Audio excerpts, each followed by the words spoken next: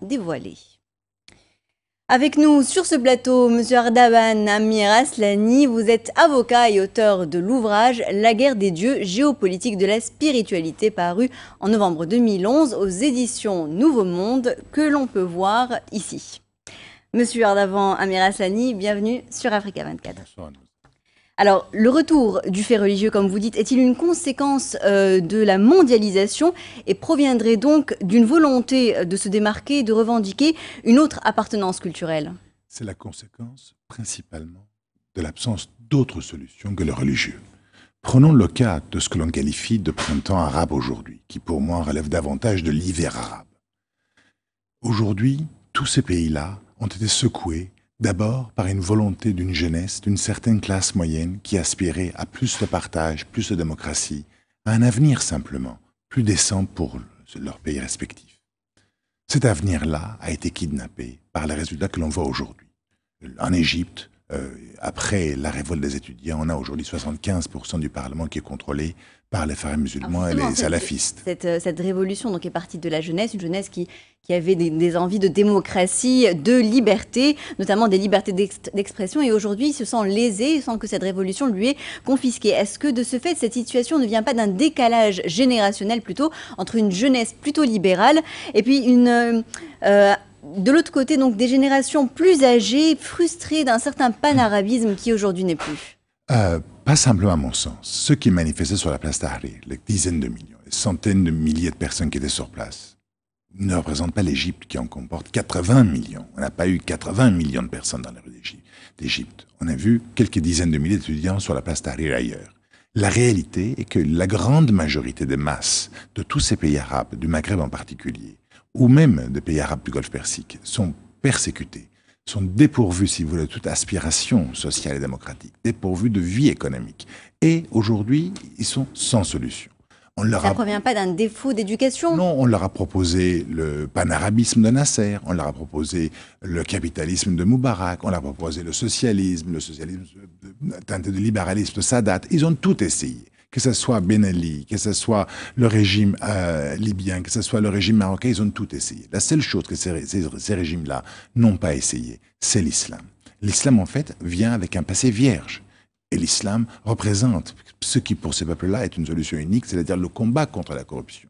Mais pourtant, plus de partage. Les royaumes qui existaient avant, donc en Tunisie, en Libye ou en Égypte, étaient donc des royaumes qui reposaient sur le principe de la charia comme loi fondamentale. Non, c'était pas exactement vrai, parce que même si c'était des sociétés qui étaient des sociétés musulmanes, traditionnelles et conservatrices, l'islam n'était pas la loi du pays. Vous citez la Tunisie, par exemple. La Tunisie, c'est un pays, en fait, qui a connu très tôt, avant même d'autres pays, un régime séculier, notamment au niveau des droits de la femme. Au Maroc, c'est pareil. L'islam de la charia, si vous voulez, c'est l'islam où on coupe les mains, où on coupe la tête. Il n'y a pas de charia laïque ou de charia séculier. La charia n'est qu'une.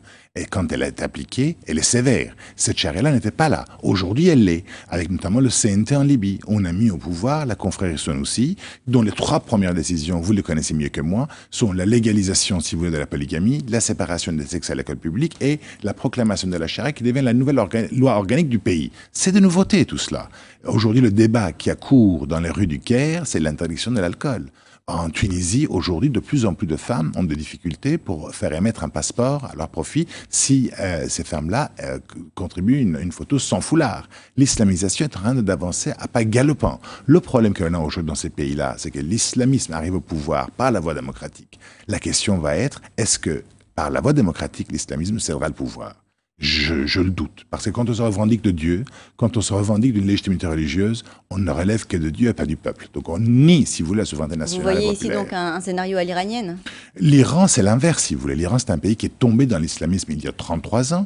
C'est un pays qui, aujourd'hui, par l'évolution de sa démographie, pense à aller à l'inverse. Être opposant en Iran, ça veut dire quoi? Ça veut dire être opposant à un régime religieux et théocratique et anti-occidental. Donc être un séculier et pro-occidental.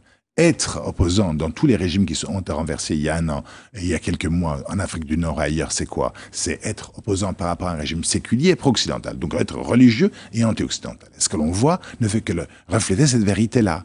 Donc à un moment où l'Iran va sortir pour devenir un pays séculier et pro-occidental, tout le monde arabe musulman par réaction au pouvoir qui sont connus, va basculer dans l'autre sens. Donc ces révolutions qui se sont produites en Tunisie, en Libye ou encore en Égypte peuvent-elles s'exporter dans d'autres pays du continent? L'exportation est déjà en route tous les jours. Regardez par exemple en Afrique déjà, on peut regarder le cas nigérien avec l'irruption du phénomène islamique avec le Boko Haram. Regardez le cas par exemple de la Côte d'Ivoire où on a vu le nord musulman prendre le pouvoir sur le sud chrétien. Regardez tous les jours le quotidien de la Somalie où des mouvements qui se revendiquent d'une certaine version de l'islam sunnite, takfiri agressive, commencent à prendre le pouvoir et exiger la transposition de la charia là où ces armées-là existent. C'est un phénomène qui malheureusement aujourd'hui devient inéluctable et qui sur les prochaines décennies va occuper notre réalité au quotidien. C'est un passage hélas incontournable. Monsieur Ardavan Amir Aslani, merci d'avoir accepté de répondre à nos questions. Ce journal a été réalisé par l'ensemble de la rédaction. Merci pour votre fidélité. Retrouvez dans un instant une nouvelle édition de l'information sur Africa 24.